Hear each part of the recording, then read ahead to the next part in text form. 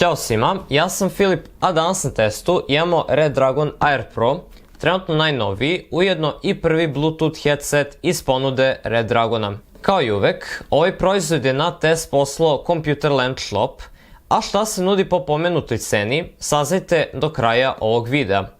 Dobrodošli u još jednu recenziju.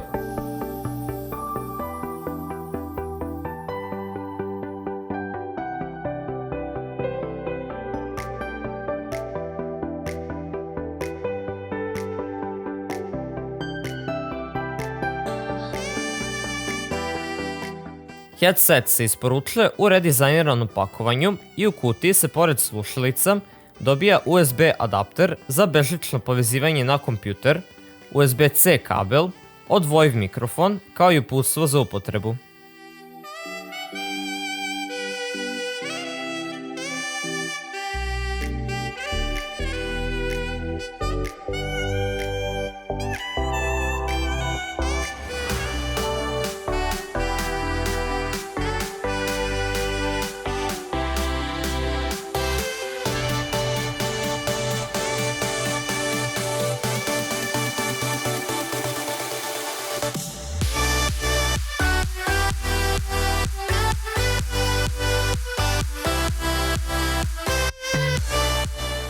Redragon Air Pro H848 je headset čiji dizajn odstupa od onoga na što nas je sam proizvođač navikao. Slušalice su u potpunosti izrađene od plastike solidnog kvaliteta, koja dosta utiče na udobnost samih slušalica. Teže svega 180 grama, pa je Air Pro ujedno i najlakši headset koji sam dosad testirao. Pored plastike, prisutna je i kombinacija metala na prorezima, kao i veoma fine tkanine na driverima i rajfu, koja čini headset prijatnim za nošenje tokom vrelih letnjih dana. Ipak, unutrašnjost drivera nije obložena tkaninom kao na većini sličnih modela, nego se radi o perforiranoj plastici, što može predstavljati problem s obzirom da ne postoji zaštita od ulaska prašine u headset. Bacimo li pogled na levu slušalicu, tu se nalazi glavni power taster, kontrole za jačinu zvuka i taster za mutiranje mikrofona, a tu je i USB-C konektor za povezivanje headseta sa računarom, kao i ulaz za mikrofon. Tasteri također imaju i dodatne funkcije, pa je moguće prebacivanje između Bluetooth i gaming moda dvoklikom na power taster, premotavanje ili zaustavljanje pesama. Tu je i prebacivanje između stereo i surround zvuka putem tastera za mutiranje mikrofona. Za zvuk su zaduženi driveri manjih prečnika od svega 40 mm, koji u praksi pružaju solidne performanse i glasnoću. Bas tonovi su najdominantniji na ovom headsetu, dok su srednje i visoke frekvencije iznad 500 Hz, značajno slabije u odnosu na neke druge modele, što u globalu može da rezultira mutnijom zvučnom slikom.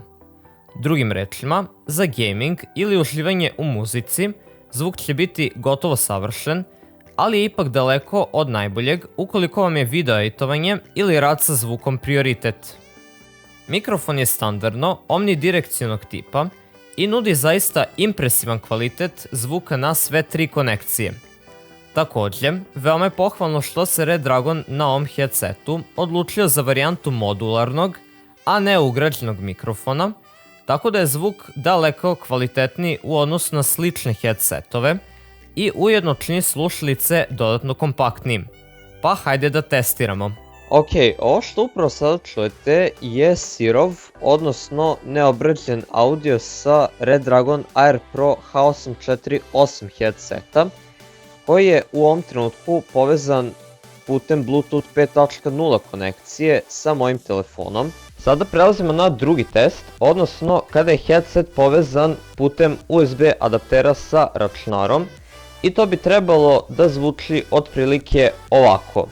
I za kraj naravno test putem USB kabla, po meni ujedno i najbolja varijanta ukoliko se opredelite za korištenje mikrofona na ovom headsetu.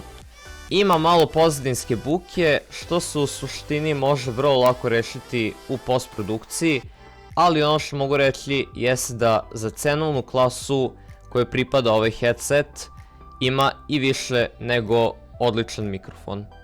Što se tiče konektivnosti, Air Pro je prvi Red Dragon headset koji se primarno povezuje putem Bluetooth 5.0 konekcije, ali i putem bežičnog USB receivera. Pomenuti USB Type-C konektor ujedno služi i za punjenje samog headseta, za koje proizvođač navodi podatak da je potrebno oko 2,5 sata. Baterija je kapaciteta 400 mAh i njena autonomija je deklarisana na 20 do 25 sati konstantnog slušanja muzike pri maksimalnoj glasnoći. U praksi se ta cifra pokazala mnogo većom, s obzirom da je nakon celodnevnog testiranja baterija pokazivala veoma impresivnih 40%. Sve u svemu, ukoliko ste u potrazi za pristupačnim, laganim i kompaktnim wireless headsetom, Red Dragon Air Pro definitivno upada u uži izbor. Nakon nekog vremena testiranja, headset se pokazao sasvim solidno, a s obzirom da njegova cena iznosi svega 6.500 dinara, odnosno oko 55 eura, nećete pogrešiti ako se odlučite na njegovu kupovinu. To bi bilo sve za danas. Ako vam je ova recenzija bila korisna, like, share i subscribe, a mi se vidimo u nekom od narednih klipova. Do tada, veliki pozdrav i sve najbolje.